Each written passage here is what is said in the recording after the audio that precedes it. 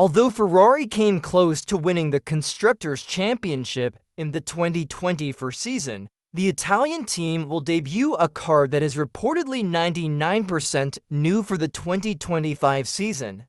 Unlike Red Bull and McLaren, Ferrari remained loyal to its concept in 2024 and did not change its suspension structure.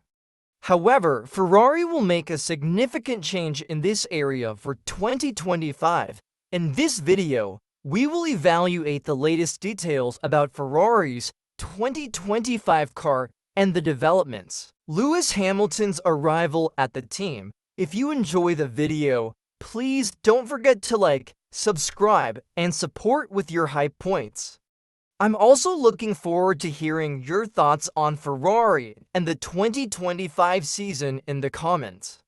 When we transition to the new regulations in the 2022 season, McLaren and Red Bull followed a similar path regarding their suspension arms. For the 2025 season, Ferrari will switch to a pull rod system for the front suspension arms. So, what's the difference between this and Ferrari's current push rod system? Let's briefly summarize. Both designs have their advantages and disadvantages, and it ultimately depends on what a team prioritizes. The positioning of the suspension affects the airflow direction, which is connected to the car's overall aerodynamic concept. It's not just about the chassis.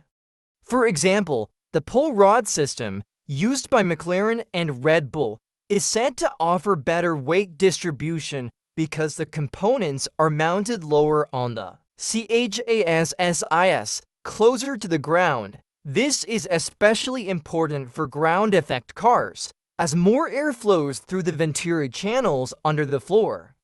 Additionally, it provides a lower center of gravity, reduces drag, and improves cornering performance. Max Verstappen's sharp front end feel is largely attributed to this suspension design. On the other hand, the push rod system, Ferrari's current design, is said to offer better balance and is more cost-effective. One of its biggest advantages is its ability to handle curbs better. Remember how Ferrari performed in Monaco, Canada, and Mexico this season? Carlos Sainz and Charles Leclerc were able to attack the curbs more comfortably. It also has a positive impact on slow-speed cornering performance. However, in the ground effect era, the pull rod system seems to offer more advantages in terms of cost and performance balance. If the rumors are true, Ferrari's switch to the pull rod suspension in 2025 could improve airflow and increase downforce. The most significant change will likely be the redistribution of weight at the front of the car, resulting in a sharper front end. There are also rumors that Ferrari could make changes to the rear of the car, similar to Red Bull and McLaren. Now, this is a huge risk for Ferrari. Some say the 2025 car will be 99% different from the current one. However, I'd like to offer some perspective.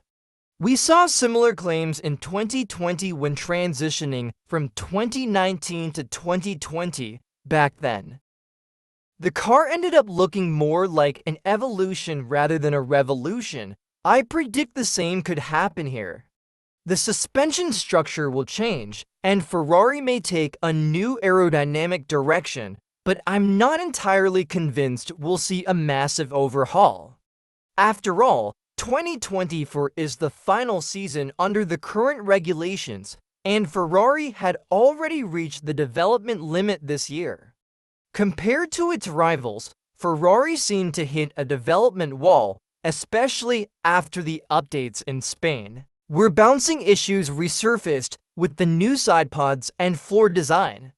This could be a key factor in Ferrari's decision to take a different direction in 2025. That said, I'm skeptical about the media claims of a 99% different car. Some even say only the steering wheel will remain the same and we'll see a completely new car.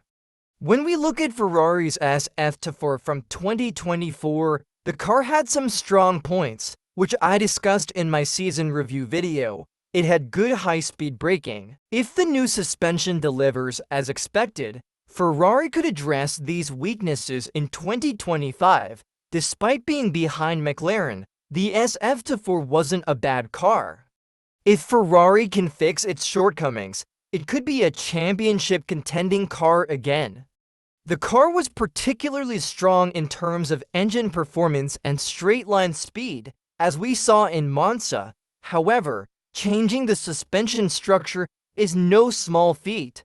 During Masha Binotto's era, Ferrari made some changes to the suspension between 2019 and 2020, but didn't take the risk of introducing a completely new system. Instead, they refined the rear end in 2021. Now, with Loic Serra joining Ferrari from Mercedes, a key figure who worked with Hamilton for years, Ferrari has someone who knows what Hamilton wants from a car. Serra's arrival, along with other key hires from Mercedes, has strengthened Ferrari's technical team. Frederic Vasseur, who joined in 2023, has been slowly building the team and attracting top talent. This puts Ferrari in a good position heading into 2025, with potential changes to the chassis, cockpit, and engine positioning compared to the SF-25. Ferrari and Red Bull are currently the only teams confirmed to have passed crash tests, though others may have as well without it being reported. This isn't a big deal, but it suggests that Ferrari has finalized its chassis changes and can now focus more on performance. However, we've seen similar reports in the past that didn't translate into strong performance, so I wouldn't read too much into it. In 2024, Ferrari reached its development limit and even disappeared from the spotlight at one point. The car's performance was inconsistent, but the team reacted well.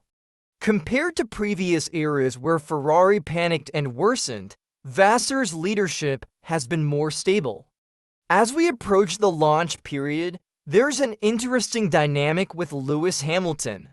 This year, all teams will participate in a joint launch event where they'll reveal their liveries. McLaren and Red Bull might just show their color schemes and save the detailed car reveal for later, but Ferrari is expected to reveal the actual car the next day.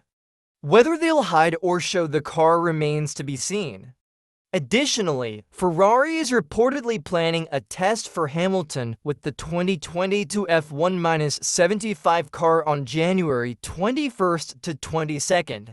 This is similar to when Sebastian Vettel tested the 2012 car before joining Ferrari in 2014. Even though the F1-75 is 3 years old, it will help Hamilton get a feel for the car and understand the team's operations.